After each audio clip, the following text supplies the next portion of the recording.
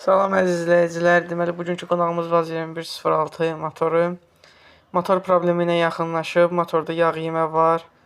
Biz də dərhal işə qoyulduq. Motor söküldü, qalovka söküldü. Klapanlarda bir şey yoxdur, yaxşı işləyir. Proqladka bu vəziyyətdə. Porşunlarda səs var. Kolsa təmiz sıradan çıxıb. Motor çıxdı təmiz. Kolsavat olundu, motor kraskalandı. Blok bu vəziyyətdə. Gilizdə ləpə-ləpə idi. Giliz dəyişilməlidir. Yonulmalıq yeri yoxdur. Giliz dəyişildi. Zapçaslar, botqaykalar hamısı yuyuldu. İdeal şəkildə yiyəsinə təhvil verdik.